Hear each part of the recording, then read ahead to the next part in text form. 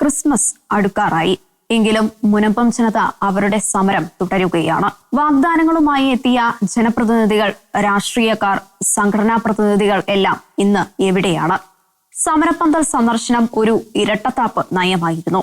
മുനമ്പം ജനതയുടെ നിരാഹാര സമരം 50 ദിവസങ്ങളും പിന്നിട്ട് ഇപ്പോൾ 70-ാം ദിവസത്തിലേക്ക് കടക്കുന്ന ഈ സാഹചര്യത്തിൽ മുനമ്പം വഖഫ് വിഷയം എന്തായി? ഇതേക്കുറിച്ചാണ് നിലപാട് ഇന്ന് ചർച്ച ചെയ്യുന്നത്. ഞാൻ അനു തങ്കച്ചൻ, എന്നോടൊപ്പം Sunny Peter, George Joseph. Sunny, George, നേരത്തെ പറഞ്ഞതുപോലെ മുനമ്പം ജനതയുടെ സമരം, നിരാഹാര സമരം ഇങ്ങനെ തുടർന്നുകൊണ്ടിരിക്കുകയാണ്. ഇന്നിപ്പം 68-ാമത്തെ ദിവസം ആയിരിക്കുകയാണ്. അതേസമയം തന്നെ ക്രിസ്മസ് അടുക്കുകയും ചെയ്തിരിക്കുകയാണ്. ഞാൻ കഴിഞ്ഞ ദിവസം മുനമ്പത്ത് പോയിരുന്നു. അപ്പം അവരുടെ അവസ്ഥ എന്ന് പറയുന്നത് വളരെ സങ്കടകരമായ ഒരു അവസ്ഥയാണ്. സാധാരണ ക്രിസ്മസ് എന്നൊക്കെ പറയുമ്പോൾ ഒരുപാട് സന്തോഷത്തിന്റെ ഒക്കെ ഒരു നാളുകളായിരിക്കുമല്ലോ. പക്ഷെ ഞാൻ അവിടെ കണ്ട കാഴ്ച എന്ന് പറയുന്നത് ഒരു വീട്ടിൽ പോലും ഒരു സ്റ്റാർ പോലും തൂക്കിയിട്ടിട്ടില്ല എന്നാണ്. അപ്പം അവരെല്ലാരും കൂടെ ഐക്യകണ്ഠേന തീരുമാനിച്ചിരിക്കുന്ന കാര്യം ക്രിസ്മസ് ആഘോഷിക്കുന്നില്ല എന്നാണ്. അതായത് ആർഭാടങ്ങളൊന്നും വേണ്ട, ഒരു കാര്യങ്ങളും വേണ്ട എന്നുള്ളതാണ്. പിന്നെ ചില വീടുകളിൽ, കുഞ്ഞു കുട്ടികളുള്ള 2-3 വീടുകളിൽ മാത്രമാണ് ഒരു സ്റ്റാർ മാത്രമായിട്ട് തൂക്കിയിരിക്കുന്നത്. അപ്പൊ അവര് തീരുമാനിച്ചിരിക്കുന്നത് ക്രിസ്മസിന്റെ അന്ന് എല്ലാ വീട്ടിൽ നിന്നും ഓരോരുത്തർ വീതം നിരാഹാര സമരത്തിന് ഇരിക്കുക എന്നാണ് അവർ തീരുമാനിച്ചിരിക്കുന്നത്. ഒരു ക്രിസ്മസ് പോലും ആഘോഷിക്കാൻ പറ്റാത്ത ഒരു അവസ്ഥ. ശരിക്കും അവര് കരയുകയാണ്. നമ്മൾ ചോദിക്കുമ്പോൾ എന്താണ് അവസ്ഥ എന്ന് ചോദിക്കുമ്പോൾ നമുക്കറിയാവുന്ന കാര്യമാണ്, വളരെ വേദനാജനകമായ കാര്യമാണ്. കാരണം ഇന്നലെ വരെ എന്റേത് എന്ന് കരുതിയിരുന്നത് ഇന്ന് അതല്ല, മറ്റൊരാളുടേതാണ് എന്നറിയുമ്പോൾ ഉണ്ടാകുന്ന ഒരു മാനസിക വിഷമം നമുക്ക് ചിന്തിക്കാവുന്നതാണ്. ഇങ്ങനെ ഒരു സാഹചര്യത്തിലും അവര് മുന്നോട്ട് ആ സമരത്തിൽ നിന്ന് അവർ പിന്മാറുന്നില്ല എന്നുള്ള ഒരു വസ്തുതയുണ്ട്. അതേസമയം തന്നെ നമ്മുടെ രാഷ്ട്രീയക്കാരെ കുറിച്ചും ചിന്തിക്കേണ്ടിയിരിക്കുന്നു. ജനപ്രതിനിധികൾ അവര് ശരിക്കും പറഞ്ഞു കഴിഞ്ഞാൽ എടുത്തത് ഒരു ഇരട്ടത്താപ്പ് നയമല്ലേ എന്ന് നമ്മൾ വിശ്വസിച്ചു പോകുന്ന ഒരു അവസ്ഥയാണ് ഇപ്പോൾ ഉള്ളത്. കാരണം ആരും തന്നെ ഇപ്പം മുനമ്പത്തേക്ക് തിരിഞ്ഞു നോക്കുന്നില്ലാത്ത ഒരു അവസ്ഥയാണല്ലോ. മുനമ്പം സമരത്തിന്റെ ഒരു ചരിത്രം പരിശോധിക്കുമ്പോൾ നമുക്കറിയാം, ആദ്യഘട്ടങ്ങളിൽ അത് വളരെ തീവ്രമായിട്ടുള്ളൊരു പ്രതികരണങ്ങളിലൂടെയൊക്കെ പുറത്തു വരുമ്പോൾ പിന്നീടുള്ള ഘട്ടങ്ങൾ ഏതൊരു ജനകീയ സമരത്തിനും സംഭവിക്കാൻ സാധ്യതയുള്ള ചില ഘട്ടങ്ങളിലൂടെ ഇപ്പോൾ കടന്നു പോവുകയാണ്. ഉദാഹരണമായിട്ട് നമുക്കറിയാം, അതിനിടയിൽ ഒരു ഇടക്കാല തിരഞ്ഞെടുപ്പ്, ഒരു ഉപതിരഞ്ഞെടുപ്പ് കടന്നു വന്നു. പിന്നീട് അതിനുശേഷമുള്ള അതിനെ നമുക്ക് രണ്ടായി തിരിക്കാൻ പറ്റും. തിരഞ്ഞെടുപ്പിന് മുൻപും തിരഞ്ഞെടുപ്പിന് ശേഷം എന്നുള്ള ഒരു രീതിയിലേക്ക് നോക്കുകയാണെങ്കിൽ, ആ തിരഞ്ഞെടുപ്പിന് മുൻപ് വരെയുള്ള ഘട്ടങ്ങളിൽ ജനപ്രതിനിധികളോ അല്ലെങ്കിൽ രാഷ്ട്രീയ പാർട്ടികളുടെയോ ഉള്ള കടന്നുവരവ്, അടിക്കടിയുള്ള ഇടപെടലുകൾ, ഇതെല്ലാം നമുക്ക് കാണാൻ പറ്റുന്ന കാര്യങ്ങളായിരുന്നു. 10 മിനിറ്റ് കൊണ്ട് ശരിയാക്കി തരാമെന്നൊക്കെയാണ് സതീശൻ പറഞ്ഞത്. ഓരോ പാർട്ടികളും എടുത്ത നിലപാടുകളും, അതായത് തെരഞ്ഞെടുപ്പിന് മുന്നേ എടുത്ത നിലപാടുകളും തെരഞ്ഞെടുപ്പിന് ശേഷം എടുത്ത നിലപാടുകളും ശരിക്കും പരിശോധിക്കേണ്ട ഒരു കാര്യമാണ്. എങ്ങനെയൊക്കെയാണ് ഒരു ജനകീയ സമരങ്ങളെ അല്ലെങ്കിൽ ജനകീയ പ്രശ്നങ്ങളെ അവഗണിക്കുക, അല്ലെങ്കിൽ അതിൽ നിന്ന് ഒളിച്ചോടുക, ഒരു ഇച്ഛാശക്തി ഇല്ലാതെ അല്ലെങ്കിൽ ഒരു തീരുമാനം എടുക്കേണ്ട ഒരു ഘട്ടത്തിൽ അതിൽ നിന്ന് ഒളിച്ചോടുന്ന ഭരണപക്ഷവും പ്രതിപക്ഷവുമാണ് നമ്മളിപ്പോൾ കണ്ടുകൊണ്ടിരിക്കുന്നത്. ഒരു ഘട്ടത്തില് വളരെ തീവ്രമായി ഇടപെട്ടിരുന്ന പ്രതിപക്ഷം, നമുക്കറിയാം, പ്രതിപക്ഷ നേതാവ് അവിടെ വന്നിട്ട് പറഞ്ഞ് ഇതൊരു 10 മിനിറ്റ് കൊണ്ട് ചെയ്യേണ്ട കാര്യമാണ്. അവരും പറയുന്നത് അത് തന്നെയാണ്. 10 മിനിറ്റ് കൊണ്ട് ചെയ്യുന്ന കാര്യം 10 ദിവസം കൊണ്ടെങ്കിലും ചെയ്യുകയാണെങ്കിൽ ഞങ്ങൾക്ക് ക്രിസ്മസ് ഒന്ന് ആഘോഷിക്കാമായിരുന്നു എന്നായിരുന്നു അവര് എനിക്ക് തന്ന റെസ്പോൺസ്. അതാണ് ന്യായമായിട്ടുള്ളൊരു കാര്യമല്ലേ? 10 തീർച്ചയായിട്ടും. അത് കഴിഞ്ഞ് അവരുടെ നിലപാടുകളിൽ വന്ന മാറ്റങ്ങൾ നമ്മൾ പരിശോധിക്കണം. പ്രതിപക്ഷ നേതാവായിട്ടുള്ള വി ഡി സതീശൻ ആദ്യം പറഞ്ഞിരുന്നത് ഇതൊരു വഖഫ് ഭൂമിയല്ല, കൃത്യമായിട്ടുള്ളൊരു നിലപാടാണ് പറഞ്ഞിരുന്നത്. അങ്ങനെ ഒരു വഖഫ് ഭൂമി ഇല്ല എന്നുള്ള രീതിയിലാണ് ആദ്യഘട്ടങ്ങളിൽ ഇവരെല്ലാം പറഞ്ഞിരുന്നത്. എന്നാൽ അവിടെ ഘടകകക്ഷികൾ തന്നെ ഇതിനെതിരായി രംഗത്ത് വന്നൊരു ഘട്ടത്തിൽ, അതായത് ഇലക്ഷന് മുന്നേ ആ നിലപാടിൽ ഉറച്ചു നിൽക്കുകയായിരുന്നു. ഈ ഇലക്ഷൻ കഴിഞ്ഞതോടുകൂടി ഇവരുടെ നിലപാടുകളിൽ കാര്യമായ മാറ്റം വന്നു. അത് വഖഫ് ഭൂമി അല്ല എന്ന് പറഞ്ഞിരുന്ന ആള് ഇപ്പോൾ അത് വഖഫ് ഭൂമിയാണോ അല്ലേ എന്നുള്ളത് കോടതി തീരുമാനിക്കട്ടെ എന്നുള്ള രീതിയിലേക്ക് പാർട്ടിയുടെ നിലപാട് മാറി. അപ്പൊ ഇത്തരം ഒരു മാറ്റം, ഒരു ഇച്ഛാശക്തിയുള്ള ഒരു പ്രതിപക്ഷമോ ഭരണപക്ഷമോ ഇല്ലാത്തതിന്റെ ഒരു കടുത്ത പ്രതിസന്ധിയിലൂടെയാണ് ഈ മുനമ്പം ജനത കടന്നു പോകുന്നത്. രണ്ടും, അതായത് ഭരണപക്ഷവും ഇടതുപക്ഷവും കൈകോർക്കുന്ന ഒരവസ്ഥയാണോ ഉള്ളത് എന്ന് സംശയിക്കേണ്ടതായ ഒരു നിലയിലേക്കാണ് പോയിക്കൊണ്ടിരിക്കുന്നത്. ഇത് ചെറിയൊരു ഒളിച്ചോട്ടാണ്. പെട്ടെന്ന് തീർക്കാൻ പറ്റുമായിരുന്ന ഒരു കാര്യം എന്ന് പ്രതിപക്ഷം ചൂണ്ടിക്കാണിച്ച കാര്യം, ഭരണപക്ഷത്തിനും അതിനായിട്ടുള്ള സംവിധാനങ്ങളുണ്ട്. പക്ഷേ ഒരു പ്രബല വിഭാഗത്തെ എതിർത്തുകൊണ്ടോ അല്ലെങ്കിൽ അവഗണിച്ചുകൊണ്ടോ അല്ലെങ്കിൽ ഒഴിവാക്കിക്കൊണ്ട് ഒരു തീരുമാനമെടുക്കാനോ അല്ലെങ്കിൽ നീതിക്ക് വേണ്ടിയുള്ള ഒരു തീരുമാനമെടുക്കാനുള്ള ഒരു ഇച്ഛാശക്തി സർക്കാരിനില്ല എന്ന് വേണം നമുക്ക് കാണാൻ. കാരണം എന്താ വെച്ച് കഴിഞ്ഞാൽ ഇതിനു വേണ്ടിയിട്ടൊരു കമ്മീഷൻ നിയോഗിച്ചിരിക്കുകയാണ്. നമുക്കറിയാം കമ്മീഷനുകളുടെ നിലപാടുകളും അല്ലെങ്കിൽ അവരുടെ അവസ്ഥകളും. ഒരുപാട് കമ്മീഷനുകൾ നമ്മളെ പലപ്പോഴും ഈ കമ്മീഷൻ നിയോഗിക്കുക എന്നുള്ള ഒരു ഒളിച്ചോട്ടാണ്. കാരണം ആ പ്രശ്നത്തിൽ ഒരു തീരുമാനമെടുക്കാനായിട്ടുള്ള കഴിവില്ലായ്മ മറച്ചു വെക്കാനായിട്ടാണ് ഈ കമ്മീഷനുകൾ നിയോഗിക്കപ്പെടുന്നത്. ശരിക്കും ഒരു കമ്മീഷനെ നിയോഗിക്കേണ്ട ഒരു ആവശ്യമുണ്ടോ എന്നാണ് ചിന്തിക്കേണ്ടത്. കാരണം ജനപ്രതിനിധികളും അതുപോലെ സമൂഹം ഇടപെട്ട് തീർക്കാവുന്ന ഒരു കാര്യം ആണത്. അത് ഇതാണ് കാര്യം. അതിനകത്ത് ഒരു ഒളിച്ചോട്ടം. ഒരു തീരുമാനം എടുത്താൽ ആരെയും പിണക്കാതെ നമുക്ക് അവർക്കൊരു തീരുമാനം എടുക്കാനുള്ള ഒരു ഇച്ഛാശക്തി ഇല്ലാത്തത് കൊണ്ട് ഒരു കമ്മീഷൻ നിയോഗിച്ച് ആ വിഷമഘട്ടത്തിൽ നിന്നും തൽക്കാലം തലയൂരുന്ന നിലപാടാണ് ഭരണപക്ഷവും അതുപോലെ തന്നെ നിലപാടുകളിൽ നിന്ന് പിന്നോട്ട് പോകുന്ന പ്രതിപക്ഷവും ഇവിടെ കാണിച്ചു വരുന്നു. അതേസമയം അതിന്റെ കൂട്ടത്തിൽ തന്നെ ഈ തെരഞ്ഞെടുപ്പിന്റെ കാര്യം പറഞ്ഞ സമയത്ത്, അതായത് എടുത്തു പറയേണ്ട വേറൊരു കാര്യം, നമ്മൾ ആരും പ്രതീക്ഷിച്ചില്ല മുസ്ലിം ലീഗ് ഇതിനകത്ത് ഡയറക്റ്റ് ആയിട്ട് ഇടപെടുന്നു, അവരവിടെ മറ്റേ പിതാക്കന്മാരുമായിട്ട് സംസാരിക്കുമെന്നോ ഒന്നും ആരും പ്രതീക്ഷിക്കുന്ന ഒരു കാര്യമില്ല. പക്ഷെ അങ്ങനെ ഒരു സംഭവം കൂടി ഇതിനകത്ത് ഉണ്ടായിരുന്നു. അപ്പം ഈ മുസ്ലിം ലീഗിന്റെ ആ ഇടപെടൽ എന്തിനായിരുന്നു? മുസ്ലിം ലീഗ് ഈ കാര്യത്തിനകത്ത് കുറെ കൂടി ഒരു നിഷ്പക്ഷമായ നിലപാടാണ് സ്വീകരിച്ചത് എന്ന് തോന്നുന്നു. അതുകൊണ്ടാകാം മുസ്ലിം സമൂഹത്തിന്റെ ഇടയിൽ തന്നെ പലരും, അല്ലെങ്കിൽ മുസ്ലിം സമൂഹത്തിലെ വിവിധ സംഘടനകൾ മുസ്ലിം ലീഗിനെ കുറ്റപ്പെടുത്തിക്കൊണ്ട് രംഗത്ത് വരുന്ന ഒരു സാഹചര്യം ഉണ്ടായി. മുസ്ലിം ലീഗിന്റെ കഴിഞ്ഞ ദിവസം ചേർന്ന അവിടെ ഒരു നിർവാഹക സമിതി യോഗത്തിനകത്തും പറഞ്ഞ അവരൊരു പ്രമേയം എന്ന് പറയുന്നത്, പാസാക്കിയ പ്രമേയം എന്ന് പറയുന്നത്, മുനമ്പത്ത് താമസിക്കുന്ന ആരെയും കുടിയൊഴിപ്പിക്കരുത്, ഒരു കാരണവശാലും കുടിയൊഴിപ്പിക്കരുത് എന്ന ഒരു പ്രമേയമാണ് അവർ ആദ്യം തന്നെ പാസ്സാക്കിയത്. ഇതിനകത്ത് എനിക്ക് തോന്നുന്നു ഈ മുനമ്പം വിഷയത്തിനകത്ത് ആ സമരം ഇവിടെ സൂചിപ്പിച്ച രീതിയിൽ വളരെ തീക്ഷ്ണമായി മുന്നോട്ട് പോകുകയായിരുന്നു. ഒക്ടോബർ 13 തുടങ്ങിയ ആ സമരം വളരെ സജീവമായി മുന്നോട്ട് പോകുമ്പോഴാണ് ഈ ജസ്റ്റിസ് CN രാമേന്ദ്രൻ നായരെ ഒരു കമ്മീഷനായി നിയമിക്കുന്നത്. പൊതുസമൂഹത്തിന്റെയൊക്കെ മുമ്പാകെ മുൻപം പ്രശ്നത്തിന് ഒരു പരിഹാരമായി അവർ കമ്മീഷനെ വെച്ചു. അതോടെ പ്രശ്നം തീർന്നു എന്നതാണ് നമുക്ക് കാണാൻ കഴിയുന്നത്. അതായിരിക്കാം ഒരുപക്ഷെ ഈ രാഷ്ട്രീയ പാർട്ടികളും മറ്റ് സംഘടനകളൊക്കെ തന്നെ ഈ കാര്യത്തിനകത്ത് ഒരു മൗനത്തിലേക്ക് അല്ലെങ്കിൽ മൗനത്തിൻ്റെ മാളത്തിലേക്ക് ഒളിഞ്ഞത് എന്ന് തോന്നുന്നു. പക്ഷെ ഇന്ന് ഈ കാര്യത്തിനകത്ത് നാം കാണേണ്ട ഒരു കാഴ്ച, ഈ CN രാമേന്ദ്രൻ നായരുടെ കമ്മീഷൻ ഇന്ന് സിറ്റിംഗ് നടന്നു.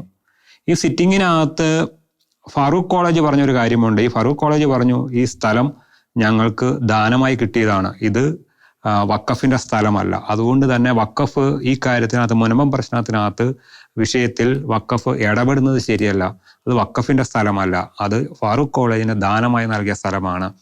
ആ സ്ഥലം ഞങ്ങൾ പണത്തിന് വിൽക്കുകയായിരുന്നു, അതുകൊണ്ട് വഖഫ് ഈ അവകാശവാദത്തിൽ നിന്ന് പിന്മാറണം എന്ന രീതിയിലുള്ള ഒരു മൊഴികളാണ് ഇന്ന് ഫാറൂഖ് കോളേജ് നൽകിയത്. അതാണ് യഥാർത്ഥത്തിൽ സജീവമായി അല്ലെങ്കിൽ ഗൗരവത്തിൽ സർക്കാർ എടുക്കേണ്ട ഒരു കാര്യം എന്ന് പറയുന്നത്. സർക്കാരാണ് ഇവിടെ ഒളിച്ചുകളി നടത്തിക്കൊണ്ടിരിക്കുന്നത്. സർക്കാർ ഇതിനകത്ത് ഈ ഇവിടെ സൂചിപ്പിച്ച രീതി തന്നെ ഒരു മുഖം രക്ഷിക്കാൻ വേണ്ടി ആ ഒരു പ്രശ്നം ലഘൂകരിക്കാൻ വേണ്ടി, തണുപ്പിക്കാൻ വേണ്ടി ചെയ്തൊരു കാര്യമാണ് കമ്മീഷനെ വെച്ചത്. സർക്കാർ യഥാർത്ഥത്തിൽ എന്താണ് ചെയ്യേണ്ടിയിരുന്നത്? ഈ സ്ഥലം എന്ന് പറയുന്നത് 1989 കാലഘട്ടത്തിൽ ഫറൂഖ് കോളേജിൽ നിന്ന് അവിടുത്തെ പാവപ്പെട്ട സാധാരണക്കാരായ ആളുകൾ അന്നത്തെ മാർക്കറ്റ് വിലയേക്കാൾ കൂടുതൽ വിലയ്ക്ക് വാങ്ങിച്ച സ്ഥലമാണ്.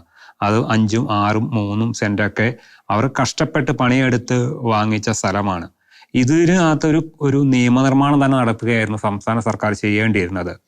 ഇതേ അവകാശവാദം കർണാടകയിൽ ഈ വഖഫ് ഉന്നയിച്ചിരുന്നു. അവിടെ കുറെ സ്ഥലം തങ്ങളുടേതാണ് എന്ന് അവകാശപ്പെട്ടുകൊണ്ട് വഖഫ് രംഗത്ത് വന്നു കഴിഞ്ഞപ്പോൾ കർണാടക സർക്കാർ എന്താണ് ചെയ്തത്?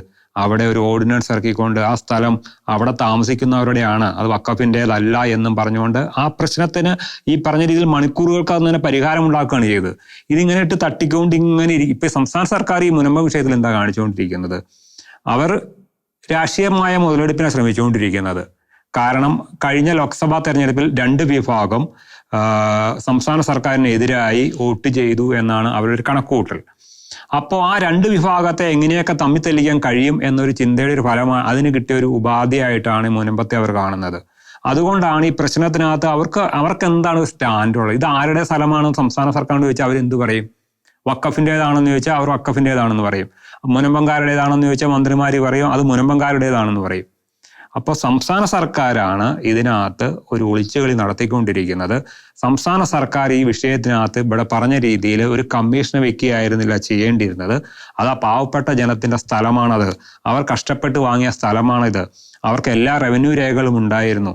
അപ്പോൾ ആ സ്ഥലത്തിന്റെ ഉടമകൾ എന്ന് പറയുന്നത് മുനമ്പത്തെ സ്വദേശികൾ തന്നെയാണ് എന്ന് അതിന് വേണ്ട നിയമ പ്രാബല്യമായിരുന്നു സർക്കാർ ചെയ്യേണ്ടിയിരുന്നത്. ഈ സർക്കാർ ഈ വിഷയം കത്തി നിന്ന് കഴിഞ്ഞപ്പോൾ ഒരു ഓൾ പാർട്ടി മീറ്റിങ്ങും ഒരു ഉന്നതതല യോഗവും വിളിച്ചു. ആ ഉന്നതതല യോഗത്തിൽ പറഞ്ഞ ഒരു ഉറപ്പ് നൽകിയിരുന്നു, ഹൈക്കോടതിയുടെ ഒരു ഇടക്കാല ഉത്തരവ് മാറ്റി കിട്ടാൻ, എന്ന് വെച്ചാൽ അവർക്ക് ഈ റവന്യൂ അവകാശം പുനഃസ്ഥാപിച്ച് കിട്ടാൻ ഇപ്പോൾ അവർക്ക് കരമടയ്ക്കാനോ ഒന്നും കഴിയുന്നില്ല, അത് മാറ്റിക്കിട്ടാൻ അടിയന്തരമായി സർക്കാർ ഇടപെടും എന്ന് പറഞ്ഞു. എത്രയോ ദിവസങ്ങൾ കഴിഞ്ഞു, എന്തെങ്കിലും സർക്കാർ അതിനകത്തൊരു ഹൈക്കോടതിയിലകത്ത് ഒരു അപ്പീൽ കൊടുക്കുകയോ അതിനകത്ത് അത് മാറ്റിക്കിട്ടാൻ ആ സർക്കാർ ഹൈക്കോടതിയുടെ ആ താൽക്കാലിക ഉത്തരവ് മാറ്റിക്കിട്ടാൻ സർക്കാർ എന്തെങ്കിലും നടപടി സ്വീകരിച്ചോ? ഒരു നടപടിയും സ്വീകരിച്ചിട്ടില്ല. അപ്പോൾ ഇതിനകത്ത് കള്ളക്കളി കളിച്ചുകൊണ്ടിരിക്കുന്നത് സർക്കാരാണ്. സർക്കാരിനാണ് ഈ കാര്യത്തിനകത്ത് സജീവമായി ഇടപെട്ട് പരിഹരിക്കാൻ കഴിയുക. അത് കഴിയാതെ വന്നതുകൊണ്ടാണ് ഇത്തരത്തിലൊരു കമ്മീഷനെ വെച്ച് ആ ഒരു വളരെ സജീവമായ വിഷയത്തെ തണുപ്പിച്ചുകൊണ്ട് പിന്നിലേക്ക് മാറ്റാൻ ഒരു കളി നടത്തിയത്. അതിനകത്ത് സർക്കാർ വിജയിച്ചു, പക്ഷെ മുനമ്പം ജനത തോറ്റുപോയി. ഏതായാലും ആ ഒരു വാഗ്ദാനത്തിന്റെ പുറത്ത് മുനമ്പം നിവാസികൾ ആ സമരം അവസാനിപ്പിക്കാതിരുന്നത് കൊണ്ടാണ് ഇപ്പോഴെങ്കിലും കുറച്ചെങ്കിലും ചർച്ച ചെയ്യുന്നത്. അവരന്ന് ആ സമരം മുഖ്യമന്ത്രി പിന്നീട് അവരോട് ആദ്യം ആവശ്യപ്പെട്ടത് നിങ്ങൾ സമരം അവസാനിപ്പിക്കൂ എന്നതായിരുന്നു. ആ സമരവുമായി മുന്നോട്ട് പോകുന്നത് കൊണ്ടാണ് ഇപ്പോഴെങ്കിലും കുറച്ചൊക്കെ ഇത് ചർച്ചയായി മാറുന്നത്. അപ്പൊ അതുകൊണ്ട് സർക്കാർ ഇതിനകത്ത് ഒരു അടിയന്തരമായ ഇടപെടലാണ് നടത്തേണ്ടിയിരിക്കുന്നത് എനിക്ക് തോന്നുന്നു.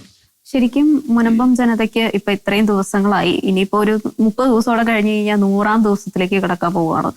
മുനമ്പം ജനതയ്ക്ക് നീതി ലഭിക്കും എന്നുള്ളത് ഒരു ചോദ്യചിഹ്നമല്ലേ ഇപ്പോഴും? നീതിയുടെ കാര്യത്തിൽ ഇപ്പം പല ജനകീയ പ്രശ്നങ്ങളുടെ അല്ലെങ്കിൽ സമരങ്ങളുടെയും അവസ്ഥയിലേക്ക് ഇത് മാറും എന്നുള്ളൊരു പേടി എപ്പോഴും നിലനിൽക്കുന്നുണ്ട്. ആദ്യമൊക്കെ നന്നായിട്ട് കത്തി നിൽക്കും, അത് കഴിഞ്ഞാൽ അതിന്റെ സീരിയസ്നെസ് കുറഞ്ഞു വരും, അതല്ലെങ്കിൽ അടിച്ചമർത്താൻ പറഞ്ഞ പോലെ മുഖ്യമന്ത്രി ആ ഒരു സമരം അവസാനിപ്പിക്കാനായിട്ട് തിടുക്കത്തിൽ ഒരു ശ്രമം നടത്തിയിരുന്നു. എല്ലാ ജനകീയ അല്ലെങ്കിൽ സമരങ്ങളെയും സർക്കാരുകൾ പേടിക്കുന്നുണ്ട്. ഇത്തരം ഒരു ജനകീയ സമരം അത് കണ്ടിന്യൂ ചെയ്യുന്നത് ഒരു സർക്കാരിന് ഭീഷണിയാണെന്ന് അവർ കണ്ടറിഞ്ഞുകൊണ്ടാണ് ഈ ഒരു കമ്മീഷനെങ്കിലും വെച്ചുകൊണ്ട് തൽക്കാലത്തേക്ക് ഈ സമരം ഇല്ലാതാക്കുക. പിന്നീട് വരുന്ന സമരത്തിന് ഇത് ഇത്രയും ഊർജ്ജം ഉണ്ടാവാൻ സാധ്യതയില്ല എന്ന് അവർക്കറിയാം. അപ്പൊ അത്തരത്തില് ഏതെങ്കിലും രീതിയിൽ അതിനെ തണുപ്പിച്ച് ഇല്ലാതാക്കാനൊരു ശ്രമം നടത്തി. തണുക്കാനുള്ള ഒരു സാധ്യതയില്ല, കാരണം അത് അവരുടെ ജീവൻ മരണ പോരാട്ടമാണ്, കാരണം ജീവിത പ്രശ്നമാണത്. എങ്ങനെയാണെങ്കിലും മുൻപ് ജനതയെ സംബന്ധിച്ചിടത്തോളം ഇത് അങ്ങനെ ഈസി ആയിട്ട് ഒഴിഞ്ഞു മാറാൻ പറ്റുന്ന അവസ്ഥയില്ല. ഏക്കർ കണക്കിന് സ്ഥലങ്ങളോ കാര്യങ്ങളോ ഇല്ല, ഉള്ളത് 2 സെന്റോ 3 സെന്റോ, മാക്സിമം പോയ 6 സെന്റ് സ്ഥലം. അതാണ് ഏറ്റവും കൂടുതലുള്ളത്, 6 സെന്റ് സ്ഥലമാണ്. ഞാൻ പോയി കണ്ട സ്ഥലങ്ങളാണത്. അപ്പം ഈ ഒരു സ്ഥലത്തിന് വേണ്ടിയിട്ട് എന്തിനാണ് ഈ കടംപിടുത്തം പിടിക്കുന്നതെന്ന് തന്നെയാണ് അവരും ചോദിക്കുന്നത്. നമ്മളും ചോദിച്ചു പോകുന്ന ചോദ്യം അത് തന്നെയാണ്. അല്ല, ഈ സ്വന്തം കിടപ്പാടം വളരെ നാളുകളായിട്ട് ജീവിച്ചു വന്നൊരു സ്ഥലം ഇട്ടെറിഞ്ഞു പോകാൻ ആർക്കും പറ്റില്ല. ആ ഒരു അവസ്ഥയാണ് അവര്. അതുകൊണ്ട് അവരെ സംബന്ധിച്ചിടത്തോളം സമരം അനിവാര്യമാണ്. സമരത്തിൽ നിന്ന് ഒഴിഞ്ഞു മാറിയാൽ അവർ ഈ സമയത്തും കുടിയിറക്കപ്പെടുമെന്നുള്ള ഒരു ഭീഷണി അവരുടെ മുന്നിലുണ്ട്. അവര് കുടിയിറക്കില്ല എന്ന് പറയുമ്പോൾ അവര് പറയുന്ന ഒരു കാര്യം എന്ന് പറഞ്ഞാൽ, ഞങ്ങള് കുടിയാന്മാരല്ല, കാശ് കൊടുത്ത് വാങ്ങിച്ച സ്ഥലമാണ്, ആരും ദാനം തന്നതല്ല, സകല റവന്യൂ അവകാശങ്ങളും റവന്യൂ രേഖകളും അവരുടെ കയ്യിലുണ്ട്, എന്നിട്ടാണ് പറയുന്നത് അത് വഖഫിന്റെ ആണ് എന്ന് പറയുന്നത്. ശരിക്കും പറഞ്ഞു കഴിഞ്ഞാൽ അന്യായം തന്നെയാണ്. പക്ഷെ ഈ അന്യായത്തിന് ഒരു അറുതി വേണ്ടേ?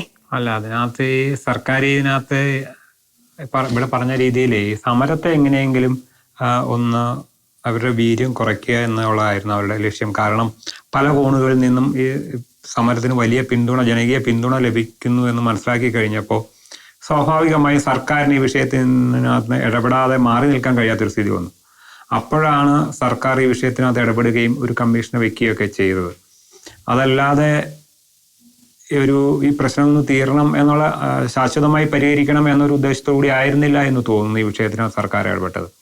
സർക്കാർ ഈ വിഷയത്തിനകത്ത് ശാശ്വതമായി ഒരു പരിഹാരം ഉണ്ടാക്കുകയാണ് ഉണ്ടായിരുന്നത് എങ്കിൽ ഇത് ചെയ്യേണ്ടിയിരുന്നത് ഈ സ്ഥലം അവരുടേതാണെന്ന് പറയാനുള്ളൊരു ആർജവം സർക്കാർ കാണിക്കണമായിരുന്നു.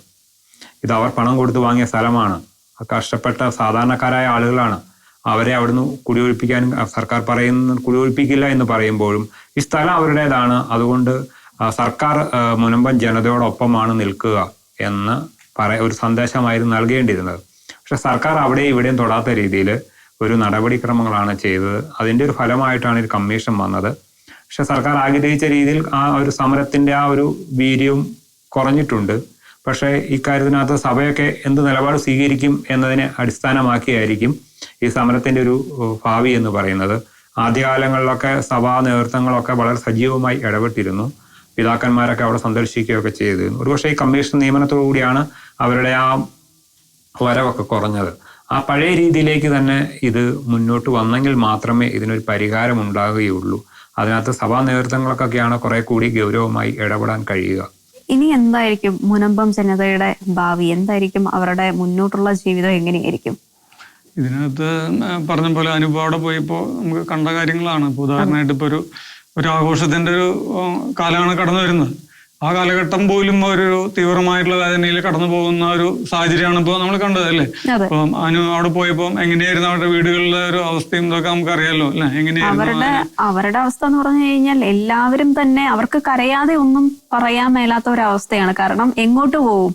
ഒന്നാമത്തെ കാര്യം, മാറി താമസിക്കുക എന്ന് പറയുന്നത് മത്സ്യത്തൊഴിലാളികളാണ്. പ്രാക്ടിക്കൽ ആയിട്ടുള്ള ഒരു കാര്യമല്ല. അവർക്ക് മറ്റൊരു ജോലി ചെയ്യാൻ അറിയില്ല. അവർക്ക് ആകെ കൂടെ അറിയുന്നത് മത്സ്യബന്ധനമാണ്. അത് വളരെ ഇമ്പോർട്ടന്റ് ആയിട്ടുള്ള ഒരു കാര്യം. അത് അവരുടെ ഒരു ആവാസ വ്യവസ്ഥയെ തന്നെ ബാധിക്കുന്ന ഒരു കാര്യം കൂടിയാണ്. കാരണം മുന്നോട്ട് ഇപ്പൊ വേറെ എവിടെയെങ്കിലും സിറ്റിയിലോ അല്ലെങ്കിൽ വേറെ ഏതെങ്കിലും സ്ഥലം നമ്മൾ ഫ്രീ ആയിട്ട് കൊടുത്താൽ പോലും അവർക്ക് മുന്നോട്ട് പോകാൻ പറ്റില്ല. കാരണം അവരുടെ ഉപജീവനം കടലാണ്. കടലിൽ നിന്നാണ് അവർക്ക് ഉപജീവനം ഉള്ളത്. അപ്പം പോരാത്തതിന് ഇപ്പൊ ഈ ഇടയായിട്ട് പണി കാര്യങ്ങളെല്ലാം കുറവാണെന്നും അവർ പറയുന്നുണ്ട്. മാത്രമല്ല അവരുടെ മക്കളുടെ ഭാവി അനിശ്ചിതത്വത്തിലാണ്. കാരണം ഇന്ന് ഒരു കോഴ്സ് പഠിക്കണമെങ്കിൽ അത്യാവശ്യം നല്ലൊരു എമൗണ്ട് റേസ് ചെയ്യണം. അതിപ്പം ഒരു നഗ്ന സത്യമാണ്. ഇപ്പൊ ഗവൺമെന്റ് കോളേജസ് ഉണ്ടെന്ന് പറഞ്ഞാലും നമുക്ക് ബേസിക് ആയിട്ട് കുറച്ച് എമൗണ്ട് നമ്മുടെ കയ്യിൽ ഉണ്ടായേ പറ്റൂ. പക്ഷെ അതുപോലും എടുക്കാനില്ലാത്ത പാവപ്പെട്ട മനുഷ്യരാണ് അവര് പറയുന്നത് ഞങ്ങളുടെ മക്കളുടെ ഭാവി എന്താകും എന്നുള്ളത് ഞങ്ങൾക്കറിയില്ല. അത് കുട്ടികളും അത് തന്നെയാണ് പ്രതികരിച്ചത്. ഒരു ലോൺ എടുക്കാൻ പറ്റില്ല. അതായത് ഈ വഖഫിന്റെ പ്രശ്നം നിലനിൽക്കുന്നത് കൊണ്ട് മറ്റേ ആധാരം പണയം വെച്ച് ഒന്നും എടുക്കാൻ പറ്റില്ല. ഇനി പിന്നെ ചെയ്യാൻ പറ്റുന്ന ഒരു കാര്യം എന്ന് പറഞ്ഞാൽ പ്രൈവറ്റ് ഫിനാൻസേഴ്സിന്റെ അടുത്തുനിന്ന് കടം വാങ്ങിക്കുക എന്നുള്ളത്. പക്ഷെ അതിന് നല്ല എമൗണ്ട് പലിശ കൊടുക്കണം. അന്നന്നത്തെ കാര്യങ്ങൾക്ക് വേണ്ടി അധ്വാനിച്ച് അന്നന്നത്തെ ജീവിതം മുന്നോട്ട് നീക്കുന്ന ഇവരെങ്ങനെയാണ് ഇത്രയും എമൗണ്ട് ഉള്ള പലിശ കൊടുക്കുന്നത്? എല്ലാം അവർക്ക് ഒന്നിനും ഒരു രൂപരേഖയൊന്നുമില്ല. മൊത്തം ബ്ലാങ്ക് ആണ് അവര്. മുന്നോട്ട് എങ്ങനെ പോകണം എന്ന കാര്യത്തിൽ ഒരു എത്തും പിടിയില്ലാതെ സ്തംഭിച്ചു നിൽക്കുക, അന്താളിച്ചു നിൽക്കുന്ന ഒരു ജനത്തെയാണ് ഞാൻ അവിടെ കണ്ടത്. ഇപ്പൊ ഈ ഒരു സമരം അവരെ കൂടുതൽ പ്രശ്നത്തിലേക്ക് നയിക്കുകയാണ്. കാരണം എന്ന് വെച്ച് കഴിഞ്ഞാൽ നമുക്കറിയാം, ഇപ്പൊ ഒരു സമരം നടത്തണമെങ്കിൽ, തുടർച്ചയായിട്ടുള്ള സമരം നടത്തണമെങ്കിൽ ഈ കുടുംബങ്ങളിൽ ആരെങ്കിലും ഒരാളൊക്കെ ഇവിടെ വന്ന് പാർട്ടിസിപ്പേറ്റ് ചെയ്യേണ്ടി വരും. അവരുടെ ഉപജീവനം ഒഴിവാക്കിക്കൊണ്ടായിരിക്കണം. ഇപ്പൊ മത്സ്യബന്ധനത്തിന് പോകുന്ന ഒരാള് ആ തൊഴിൽ ഒഴിവാക്കിക്കൊണ്ടായിരിക്കണം ഇവിടെ സമരപന്തലിൽ വന്നിട്ട്. ഒരാൾക്കും ഒഴിവാവാൻ പറ്റില്ല സമരത്തിൽ നിന്ന്. അതെ, അന്നന്ന് ജീവിക്കാനുള്ള വക നമ്മള് ജോലി ചെയ്ത് ഉണ്ടാക്കേണ്ട ഈ കുടുംബങ്ങളാണ് ഇവിടെ സമരപന്തലിലിരുന്ന് ഈ അവരുടെ നീതിക്ക് വേണ്ടിയിട്ട് കരയുന്നത്. അപ്പൊ ഈ ഒരു സാഹചര്യത്തിൽ നമുക്കറിയാം ഇവിടെ ഒരു വേദനകൾ അല്ലെങ്കിൽ കൂടാനാണ് സാധ്യത, അല്ലെങ്കിൽ കൂടുതൽ കടുത്ത ദുരിതത്തിലേക്ക് ഒരു വീഴാനുള്ള ഒരു സാധ്യതയാണ് കാണുന്നത്. അപ്പൊ ഈ ഒരു സാഹചര്യത്തിൽ ഒരു ജനകീയമായിട്ടുള്ള ഒരു പിന്തുണ കിട്ടിയില്ലെങ്കിൽ ഈ സമരത്തിന്റെ അവസ്ഥ വളരെ ബുദ്ധിമുട്ടിലേക്കായിരിക്കും. എല്ലാ രീതിയിലുള്ള അല്ലെങ്കിൽ പൊളിറ്റിക്കലായിട്ടോ അല്ലെങ്കിൽ സാമൂഹികമായിട്ടുള്ള ഒരു സംഘടനകളുടെ ഒരു വലിയ പിന്തുണ ആവശ്യമായിരിക്കുന്ന ഒരു സന്ദർഭമാണ് മുനമ്പം ജനത. അത്തരം ഒരു സന്ദർഭത്തിൽ എല്ലാവരും കൂടെ അവരെ ചേർത്ത് പിടിച്ചില്ലെങ്കിൽ ഈ ഒരു സമൂഹത്തിന് കടുത്ത ദുരിതത്തിലേക്ക് പോകുമെന്നുള്ളതിന് യാതൊരു സംശയവുമില്ല. അല്ലേ, ഏതായാലും അവരെ അങ്ങനെ വഖഫിൽ നിന്നല്ല ആർക്കും അവിടുന്ന് കുടിയൊഴിപ്പിക്കാൻ കഴിയില്ല. അവരവിടുന്ന് കുടിയൊഴിഞ്ഞു പോവുകയുമില്ല. അപ്പൊ അതുകൊണ്ട് ആ കാര്യത്തിനകത്ത് അവർക്ക് ഭയപ്പെടേണ്ട ഒരു കാര്യമുണ്ട് എന്ന് തോന്നുന്നില്ല. മുനമ്പം നിവാസികളെ സംബന്ധിച്ചിടത്തോളം 610 കുടുംബങ്ങളെ അവിടുന്ന് ഒരു നിമിഷം കൊണ്ട് കുടിയൊഴിപ്പിക്കാമെന്ന് ചിന്തിക്കുന്ന ആരെങ്കിലും കൊണ്ട് അവരും ഒരു മൗഢ്യ ലോകത്തായിരിക്കും ജീവിക്കുക. ഏതായാലും അത്തരം ഒരു പിന്തുണയൊന്നും ഒരു കോണിൽ നിന്ന് അവർക്ക് ലഭിക്കാനും പോകുന്നില്ല. പിന്നീട് അവരെ സംബന്ധിച്ചിടത്തോളം ഈ പ്രശ്നം എന്ന് പറയുന്നത് ഈ റവന്യൂ രേഖകളുടെ ഒരു ഉടമസ്ഥാവകാശമോ അല്ലെങ്കിൽ റവന്യൂ രേഖകളൊക്കെ വെച്ചുകൊണ്ട് ഈ ബാങ്കിൽ നിന്ന് കടമെടുക്കുക അല്ലെങ്കിൽ കരമടക്കുക, അങ്ങനത്തെ ഒരു പ്രയാസമൊക്കെ ആയിരിക്കും അവർക്ക് ഇപ്പോൾ മുന്നിൽ ഉണ്ടാകുക. ഈ സമരത്തിനെ സംബന്ധിച്ചിടത്തോളം അവർക്ക് ഈ സമരം അവസാനിപ്പിക്കാതെ മുന്നോട്ട് പോകുന്നത് തന്നെയാണ് ഗുണകരമായ ഒരു കാര്യം. ഏതായാലും ഈ പൊതുസമൂഹത്തിന്റെ ഒരു പിന്തുണ അവർക്ക് ഇപ്പോഴും ഉണ്ട്. ഇന്നലെ ഉണ്ടായിരുന്നു, ഇന്നുകൊണ്ട് നാളെയും കിട്ടും. സമരം ഇപ്പോൾ ചെറിയ രീതിയിലൊരു മന്ദീഭവിച്ച് നിൽക്കുകയാണെങ്കിൽ പോലും, അല്ലെങ്കിൽ മറ്റാളുകളുടെ അവിടെ ഒരു വരവ് കുറഞ്ഞിട്ടുണ്ട് എങ്കിൽ പോലും ആളുകളുടെ മനസ്സിൽ നിന്ന് ആ ചിത്രം മാഞ്ഞിട്ടില്ല. അവരുടെ ഈ മുനമ്പം നിവാസികളുടെ ഒരു ന്യായമായ ആവശ്യമാണത്. അവരൊരു ന്യായമായ ആവശ്യത്തിന് വേണ്ടിയാണ് സമരം ചെയ്യുന്നത് എന്ന പ്രതീതി ഈ കേരളത്തിന്റെ സമൂഹത്തിന് മുമ്പാകെ വളർത്തിയെടുക്കാൻ അവർക്ക് കഴിഞ്ഞിട്ടുണ്ട്. അപ്പൊ അതുകൊണ്ട് അവരുടെ ഈ ആളുകളുടെ വരവ് കൂടിയാലും കുറഞ്ഞാലും സർക്കാർ ഈ വിഷയത്തിനകത്ത് എടുക്കുന്ന ഒരു തീരുമാനമായിരിക്കും നിർണായകമാകുക. സമരമായി അധികകാലം അവർ നീട്ടിക്കൊണ്ട് പോകാതിരിക്കുക എന്നതായിരിക്കും സർക്കാരിനും ഉചിതമായത് എന്ന് തോന്നുന്നു. മുനമ്പം ജനതയെ സംബന്ധിച്ച സമരത്തിന് ഒരു ആർജവക്കുറവുമില്ല. നല്ല എനർജറ്റിക് ആയിട്ട് തന്നെയാണ് അവർ സമരം നടത്തുന്നത്. ഇല്ലെങ്കിൽ പിന്നെ ഇത്രയും ദിവസമായിട്ട് അവർക്ക് എപ്പോ വേണേലും അവർക്ക് ബ്രേക്ക് ചെയ്യാമായിരുന്നു. പക്ഷെ മീഡിയ പ്രസൻസ് അല്ലെങ്കിൽ ഒരു ന്യൂസ് പോയിന്റ്, ഒരു ന്യൂസ് വാല്യൂ എന്ന് പറയുന്ന സംഭവം ഇടിഞ്ഞിട്ടുണ്ടെന്നുള്ളത് സത്യമാണ്. അല്ല, ഈ ന്യൂസ് വാല്യൂ എന്ന് പറയുമ്പോൾ നമ്മൾ ഈ സമരം തുടങ്ങുമ്പോൾ October 13 സമരം തുടങ്ങുന്ന കുറെ കാലത്തേക്ക് ആരും തിരിഞ്ഞു നോക്കിയിട്ടില്ല. ഈ സമരം പിന്നീട് സജീവമായി ചർച്ചയായത് ഈ ഉപതെരഞ്ഞെടുപ്പൊക്കെ പ്രഖ്യാപിച്ചു കഴിഞ്ഞപ്പോൾ പിതാക്കന്മാരുടെയൊക്കെ ഒരു കുറച്ച് സ്റ്റേറ്റ്മെന്റ് ഒക്കെ പ്രസ്താവനകളൊക്കെ പുറത്തു വന്നു കഴിഞ്ഞപ്പോഴാണ് മാധ്യമങ്ങളും അത് ഏറ്റെടുക്കാൻ തുടങ്ങിയത്. അല്ലെങ്കിൽ മുഖ്യധാര മാധ്യമങ്ങളൊക്കെ അത് ചർച്ചയാക്കിയതും ഈ ഉപതെരഞ്ഞെടുപ്പ് സമയത്തിന്റെ മുമ്പായി ഈ പിതാക്കന്മാരുടെ പ്രസ്താവനകളൊക്കെ തന്നെയായിരുന്നു. അപ്പൊ അതുകൊണ്ട് ഈ സമരം തന്നെ സജീവമായിട്ട് മുന്നോട്ട് പോകും. ഈ പിതാക്കന്മാരുടെ ഒരു പ്രസ്താവനകളും അല്ലെങ്കിൽ ആ ഇടപെടലൊക്കെ കുറഞ്ഞതാണ് ഇപ്പോ ഈ ഒരു മാധ്യമങ്ങളും ഒരു മുഖ്യധാരയിൽ നിന്ന് ഈ വിഷയത്തെ മാറ്റി നിർത്തിയിട്ടുള്ളത്. അത് പിതാക്കന്മാർ സജീവമായിട്ട് ഇടപെട്ടിട്ട് കഴിയുമ്പോൾ സർക്കാരിനും ഇടപെടാനുള്ള ഒരു സാഹചര്യം ഉണ്ടാവും. ഇപ്പോൾ തന്നെ നമ്മൾ നോക്കൂ, ഈ വന നിയമ ഭേദഗതി ബില്ല് ആദ്യമൊക്കെ ആരെങ്കിലും ഗവനിച്ചിരുന്നോ? പക്ഷെ ഇന്നലെ 2-3 ദിവസമായി മന്ത്രിമാര്, മുഖ്യമന്ത്രി, മന്ത്രിസഭാ യോഗത്തിനകത്തൊക്കെ സജീവമായി ചർച്ചയായില്ലേ? എന്തുകൊണ്ടാണ്? ഈ പിതാക്കന്മാരുടെയൊക്കെ ഒരു പ്രസ്താവനകളും അവരുടെ ഇടപെടലിന്റെ ഒരു ഫലമായിട്ടാണ് അത് ചർച്ചയായത്. അപ്പോൾ ഈ പിതാക്കന്മാർക്ക് അല്പം ഉൾവലിഞ്ഞ് നിൽക്കുന്നതാണ് ഇപ്പോൾ ഈ വാർത്തയുടെ മുഖ്യധാര മാധ്യമങ്ങളിൽ നിന്നൊക്കെ ഈ മുനമ്പം വിഷയം മാറാനിടയായിട്ടുള്ളത്. അവർ സജീവമായിട്ട് ഇടപെട്ട് കഴിയുമ്പോൾ അത് വീണ്ടും സജീവമാവും മുനമ്പം വിഷയം. എനിക്ക് തോന്നുന്ന ഒരു കാര്യം എന്ന് വെച്ച് കഴിഞ്ഞാൽ, ഈ സമരങ്ങളുടെ ചരിത്രം നമ്മൾ പരിശോധിച്ചാൽ അറിയാം, ഒരുപാട് വർഷങ്ങൾ സമരം നടന്നിട്ടുള്ള പല ഘട്ടങ്ങളിലും ഉണ്ടായിട്ടുണ്ട്. ഇപ്പൊ ഉദാഹരണമായിട്ട് ഈ ഒരു പ്രശ്നത്തിനെ സംബന്ധിച്ചിടത്തോളം ഇപ്പോഴത്തെ ഒരു സൊല്യൂഷൻ എന്ന് പറഞ്ഞിരിക്കുന്നത് സർക്കാർ തലത്തിൽ വരുന്ന ഒരു കമ്മീഷനാണ്. ഈ കമ്മീഷന് ഇപ്പോൾ 3 മാസമാണ് കാലാവധി കൊടുത്തിരിക്കുന്നത്. നമുക്കറിയാം, ഒരു കമ്മീഷനുകളും നിശ്ചിത സമയത്ത് അല്ലെങ്കിൽ തീരുമാനിച്ച കാലഘട്ടങ്ങളിൽ ഒന്നും ഇതിന്റെ ഒരു ഇത് അവസാനിപ്പിച്ചിട്ടില്ല. നമുക്ക് അറിയാം, കോശി കമ്മീഷൻ എന്താ അവസ്ഥ നമുക്കറിയാം. കമ്മീഷൻ റിപ്പോർട്ട് സമർപ്പിച്ചപ്പോൾ 1 കൊല്ലാവാറായി, അതിന്റെ നടപ്പാക്കിയിട്ടില്ല. ഇപ്പൊ ഈ 3 മാസം കൊണ്ട് ഒരു കമ്മീഷൻ അവര് റിപ്പോർട്ട് സമർപ്പിച്ചാൽ തന്നെ അത് നടപ്പാക്കാൻ എത്ര കാലം എടുക്കും? ഈ 3 മാസം കൊണ്ട് ഇവർക്ക് ഒരു ഘട്ടത്തിലും അത് തീർപ്പാക്കാനും പറ്റില്ല. അപ്പൊ എന്തായാലും ഇനി ഒരു 3 മാസത്തേക്കുള്ള സമരം ചെയ്യേണ്ട ഗതികേടിലേക്കാണ് അവരെ വലിച്ചിട്ടിരിക്കുന്നത്. ഇനി 3 മാസം കൊണ്ട് റിപ്പോർട്ട് സമർപ്പിച്ചാൽ പോലും ആ റിപ്പോർട്ട് നടപ്പാക്കാനായിട്ട് എടുക്കുന്ന കാലാവധി, സർക്കാരിന്റെ കാലാവധി, അപ്പൊ എത്ര നാളെ മുന്നോട്ട് പോകും? അപ്പോൾ ഒരു ജനകീയ സമരങ്ങൾ എപ്പോഴും അതിന്റെ ഒരു ചൂട് പിടിപ്പിച്ചില്ലെങ്കിൽ, ചൂടായില്ലെങ്കിൽ, അതിന്റെ ശക്തമായിട്ടുള്ളൊരു നിലയിലേക്ക് വന്നില്ലെങ്കിൽ കാലങ്ങളോളം സമരം ചെയ്യാനുള്ള അവസരം കേരളത്തിൽ ഉണ്ടാവുകയും ചെയ്യും. അപ്പോൾ ഒരു ഘട്ടത്തിൽ അങ്ങനെ തണുത്തുപോയ ആ ഒരു സമരത്തിനെ നമ്മൾ കൂടുതൽ ശക്തമായിട്ട് ആ ഒരു ജനകീയ ആവശ്യത്തിനെ നേടിയെടുക്കാനായിട്ട് ഒരു പൊതുസമൂഹത്തിന്റെ ഒരു ശക്തമായിട്ടുള്ളൊരു ഇടപെടൽ അനിവാര്യമായിട്ടുള്ളൊരു ഘട്ടത്തിലാണ് മുനമ്പം ജനത. ആ ജനതയ്ക്ക് അത് ലഭിച്ചില്ലെങ്കിൽ നമുക്കറിയാം, ഇപ്പോൾ അവിടെ സമരപന്തലിൽ വന്നിരിക്കുന്ന ആളുകൾക്കൊന്നും എത്ര നാള് പിടിച്ചു നിൽക്കാൻ പറ്റും? അവര് മീൻ പിടിക്കാൻ പോകുന്ന ആളുകളാണ്. അവർ മീൻ പിടിക്കാൻ പോയില്ലെങ്കിൽ അവരുടെ അടുപ്പുകൾ കത്തില്ല. അവർക്ക് ഈ സമരപന്തലിൽ വന്നിരിക്കേണ്ടി എത്ര നാൾ ഇരിക്കാൻ പറ്റും? ഇതൊക്കെ ഒരു ചോദ്യചിഹ്നമാണ്. കാരണം ഒരു സമരം അനിശ്ചിതമായി മുന്നോട്ട് പോകുമ്പോൾ അതിന്റെ അതിൽ ഉൾപ്പെട്ട ആളുകളുടെ വേദനകൾ വർദ്ധിക്കുകയാണ്. അവരുടെ ജീവിതം തകർന്നു പോകുന്നൊരവസ്ഥയുണ്ട്. അപ്പൊ ഈ ഒരു അത്രയും അങ്ങനെ വലിച്ചു നീട്ടപ്പെടാതെ ഏറ്റവും എളുപ്പത്തിൽ അത് തീർക്കാനായിട്ടുള്ള ഒരു ഇടപെടല്, ഒരു പൊതുസമൂഹത്തിന്റെ ഇടപെടല് പ്രതീക്ഷിക്കുകയാണ് മുനമ്പം ജനത എന്ന് എനിക്ക് തോന്നുന്നു. ഇപ്പൊ ഈ കമ്മീഷനെ വെച്ചെങ്കിൽ പോലും കമ്മീഷൻ എന്താ ചെയ്യാൻ പോകുന്നത്? കുറെ ശുപാർശകൾ സമർപ്പിക്കുന്നു എന്ന് മാത്രമേ ഉള്ളൂ. ചിലപ്പോൾ ഈ ഇവിടെ പറഞ്ഞ രീതി ചിലപ്പോൾ 3 മാസമാണ് കാലാവധി കൊടുത്തിരിക്കുന്നത്. ടേംസ് ആൻഡ് കണ്ടീഷൻ കഴിയുമ്പോൾ 3 മാസം കഴിഞ്ഞു, ചിലപ്പോൾ അന്നേരം ചിലപ്പോൾ റിപ്പോർട്ട് കൊടുത്തു വരില്ല. പിന്നെ വീണ്ടും കമ്മീഷൻ ഏറ്റെടുക്കുമ്പോഴേ പറഞ്ഞിട്ടുണ്ട് ഈ കാലാവധിക്കുള്ളിൽ എനിക്ക് തീർക്കാൻ പറ്റുമോ അദ്ദേഹം പ്രകടിപ്പിച്ചിട്ടുണ്ട്. വീണ്ടും നീട്ടിക്കൊടുക്കും, ഒരു സമയം നീട്ടിക്കൊടുക്കും. അപ്പൊ അങ്ങനെ നീട്ടി കൊടുത്തു കഴിയുമ്പോൾ കുറെ ശുപാർശകൾ സമർപ്പിക്കും. ഈ ശുപാർശകൾ പഠിക്കാൻ വേണ്ടി വീണ്ടും സർക്കാർ ഒരു സമിതിയെ വെക്കും. ഇപ്പൊ അങ്ങനെയൊക്കെയാണല്ലോ. ഇപ്പൊ നമുക്കറിയാം, ഇവിടെ JV കോശി കമ്മീഷൻ റിപ്പോർട്ട് പഠിക്കാൻ വേണ്ടി സമിതി. ഇതിങ്ങനെ വെറുതെ ഇങ്ങനെ തട്ടി വെക്കൊണ്ട് പോകും. ഈ ഒരു അവിടുത്തെ പ്രശ്നങ്ങൾ പഠിക്കാൻ ഇങ്ങനെ വലിയൊരു കമ്മീഷൻ്റെ ഒന്നും ഒരു ആവശ്യവും ഇല്ല, ആണോ? ഇത് ഒരുപക്ഷെ 1-2 മണിക്കൂർ കൊണ്ട് അവിടുത്തെ കാര്യങ്ങൾ മനസ്സിലാക്കി ചെയ്യാൻ കഴിയുന്ന ഒരു സാധാരണക്കാരനെ സംബന്ധിച്ചിടത്തോളം അവിടെ ചെന്ന് അവിടുത്തെ പ്രശ്നങ്ങളും അവിടുത്തെ പ്രയാസങ്ങളും ബുദ്ധിമുട്ടുകളും ആ ഡോക്യുമെന്റ്സ് ഒക്കെ വെച്ച് പഠിച്ച് ഒരു ദിവസം കൊണ്ട് കൊടുക്കാവുന്ന റിപ്പോർട്ടേ ഉള്ളൂ. അതിനാണ് ഈ 3 മാസം കൊടുത്തിരിക്കുന്നത്. അത് തന്നെ ഇങ്ങനെ ലാഗ് ചെയ്യാൻ വേണ്ടിയിട്ടുള്ള ഒരു നടപടിക്രമം അതൊക്കെ. അത് ഈ ശുപാർശ കൊടുത്താൽ തന്നെ ഇത് ആരാണ് നടപ്പാക്കണോ വേണ്ടയോ തീരുമാനിക്കുന്നത്? അത് സർക്കാരാണ്. അപ്പോൾ സർക്കാരിനെ സംബന്ധിച്ചിടത്തോളം ഈ ഒരു വിഷയത്തിനകത്ത് ഒരു വ്യക്തമായ നിലപാടുണ്ടോ എന്നതാണ് പ്രശ്നം. വ്യക്തമായ നിലപാട് അവർക്ക് പക്ഷെ അത് പോണിടത്തോളം കാലം പോകട്ടെ, ഇപ്പോൾ വേണ്ട എന്നൊരു സമീപനമായിരിക്കും അവർ സ്വീകരിച്ചിട്ടുണ്ടാവുക. അതൊക്കെയാണ് നമുക്കിവിടെ കാണാൻ കഴിയുന്നത്. അല്ലാതെ ഇതിനെന്തിനാണ് ഒരു കമ്മീഷനെ വയ്ക്കുന്നത്? അവർ 89 കാലഘട്ടത്തിൽ പണം കൊടുത്തു വാങ്ങിയ സ്ഥലത്തിന്റെ എല്ലാ ഡോക്യുമെന്റ്സും ഉണ്ട്. അത് കളക്ടറോട് റിപ്പോർട്ട് ചോദിച്ചാൽ അവർക്കറിയാൻ പറ്റില്ലേ? കളക്ടറോട് ചോദിച്ചു കഴിഞ്ഞാൽ അല്ലെങ്കിൽ ലാൻഡ് റവന്യൂ കമ്മീഷണറോട് സർക്കാരോട് ചോദിച്ചാൽ മനസ്സിലാക്കാൻ കഴിയില്ലേ?